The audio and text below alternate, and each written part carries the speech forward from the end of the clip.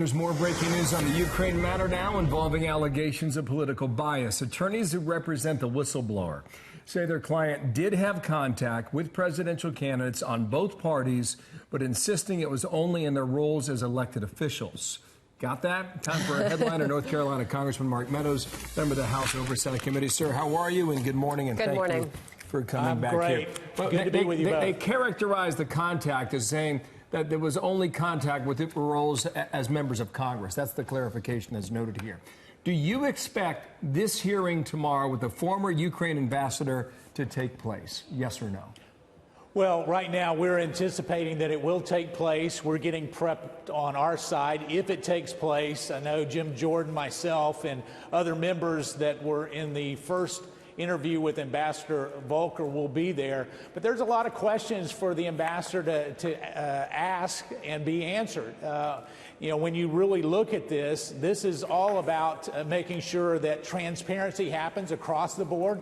I'm all for bringing in witnesses if we can do that, but it has to be fair. I think one of the things that you're seeing is, you know, you call this person a whistleblower. I call them a confidential informant, because really under whistleblower protection, normally you know who the whistleblower is. You have the opportunity to face your accuser.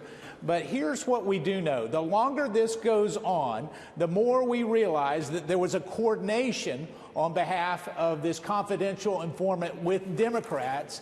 And the longer it goes on, the more we realize that President Zelensky didn't feel any pressure. So the allegations, along with the coordination, do not bode well for the Democrats. The House Freedom Caucus, which you used to chair, Congressman, is calling on Nancy Pelosi to remove Adam Schiff from leading this investigation. Where do you fall on that?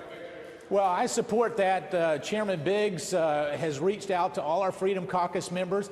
Listen, Chairman Schiff is not a neutral arbiter. We saw that when he made up the actual conversation. He did what he called a parody, but most of America didn't know it. He made that up. And then what we also saw, I was actually in the interview with Ambassador Volker for almost 10 hours.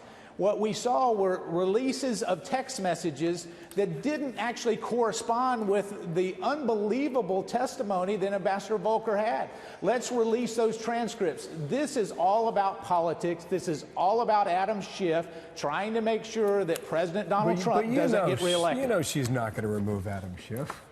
Well, obviously she's not, because she's partisan in that. But here's what we do is she could actually change the jurisdiction back to where it should be. She could have a vote on the House floor. She could give protections to the president. Listen, hardened criminals have better protections than the president of the United States right now on the way that this investigation is being conducted. Sir, I want you to react to two things. First, Joe Biden, and then a poll that we put out late yesterday. First, Biden, his first public comment where he dropped impeachment. Roll this here. President Trump has indicted himself by obstructing justice, refusing to comply with the congressional inquiry. He's already convicted himself. In full view of the world and the American people, Donald Trump has violated his oath of office, betrayed this nation, and committed impeachable acts. To preserve our Constitution, our democracy, our basic integrity, he should be impeached. I want you to react to that, and I want you to respond to this. The Fox poll shows 51-42 impeached and removed from office. Are they winning some sort of public argument, sir? Well, I can tell you, Joe Biden came out with an impeachment support because not only are his polls going poorly, but what he sees is it's the only hope he has of beating Donald Trump is to have him impeached. You know, so it's interesting that you have all these presidential candidates weighing in. I've not seen a single one of them that has reviewed the facts, have been in these transcribed interviews, have actually looked at the documents. What they're going on is their talking points that they get. Now, when you look at the poll that we're seeing, it's no surprise to me that a lot of Americans are actually actually looking at this in more of a neutral fashion, because it's all weighted to the Democrat side. They have actually put rules in place to try to put their best foot forward in the most negative light on the president, and that's what I'm calling for, a fair process. When the fair process happens, not only will you see polling change, but I can tell you that what we'll also know is that at the end of the day, this president didn't do anything wrong. The aid was not held up for some kind of quid pro quo or promise or linkage to anything else. We know that from the President Zelensky of Ukraine. We know that, indeed, from Ambassador Volker. We'll know it from other people in the coming days. Congressman, finally, I want to ask you about the Durham investigation and what your expectation is there, because we now know, per Fox News reporting, that is expanding worldwide. Witnesses being looked at. The timeline is expanding. What do you expect comes from that? Well, I think John Durham is doing a great job of trying to make sure that he gets all the questions asked and answered. And you can't just assume that some of those questions can be asked and answered here in Washington, D.C., because we do know that one of the very first trips that Peter Strzok took was to Great Britain. And when they opened up the investigation, it was to Great Britain. So he was already coordinating with some of our foreign allies there. So getting to the bottom of that is critically important. He's doing an excellent job of making sure that no stone goes unturned. And yet, I do think that it will take some time for John Durham to come back. I expect the IG's report, in the coming weeks. Maybe before Halloween is what we're told. We'll see. Right, if not days. I'm going to squeeze in two things quickly here. Sure. Here's the president yesterday when he was talking about Joe Biden and the prosecutor from the White House. Watch here. Biden is dropping like a rock. I don't think he's going to make it. I didn't think he was going to make it for a long time. I don't think he's going to make it. And I guess this is one way he can do it. He didn't say that until right now, and he sees what's happening to him. I guess he's no longer the front runner. He's been hit, and he's been caught red-handed. I mean, here's a man who is on tape saying exactly what he's going to do in terms of corruption, and he gets away with it.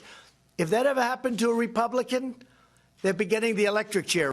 Well, you were standing just behind him over his right-hand shoulder. Your reaction when you're hearing that? Yeah, well, he's correct. I mean, obviously, all the polls have Joe Biden dropping, but more importantly, what they have is an inconsistent message between what they've seen on the tape and what Joe Biden is saying. Here's the problem that I've got is there may not be anything wrong. At best, Joe Biden should have recused himself from entering in and trying to hold up $1 billion worth of aid when his son is getting paid $50,000 and $60,000 a month, more than many of my constituents make in a year. All of a sudden there's something that just doesn't smell right. So at a minimum, he should have recused himself. But he's right. This is all about politics. At the end of the day, I don't think that Joe Biden will be the nominee, and we'll be looking at some other Democrat nominee. Congressman, we're running out of time here, but just quickly, as we watch these Turkish forces invading the northern border of Syria this morning, the president's got a lot of criticism coming from your own party after pulling forces from U.S. forces from Syria. Your thoughts this morning as we get these new pictures coming in? Right. I spoke to the president yesterday about that, letting him know what my constituents are saying. There's two real key things. Is they want to make sure we stand with the nation of Israel, and they want to make sure that religious minorities are protected. The president committed to do exactly that. Obviously, these are complex, very difficult calls to make, and I know that the president is fully engaged on a minute-by-minute basis trying to make sure that those two concerns are addressed. Did you support his decision to do this? When we look at the fighting men and women, it's a decision that when you put them in harm's way, it's one of the most difficult decisions. Obviously, the president talked about that yesterday. And so I'm probably not the best qualified to do that. If he'll handle those two things, I certainly support that decision. All right. Congressman Mark Meadows, appreciate you coming on America's Newsroom. We'll see whether or not that hearing happens tomorrow. Thank you for your time today. Thank you both. All right. Thank you.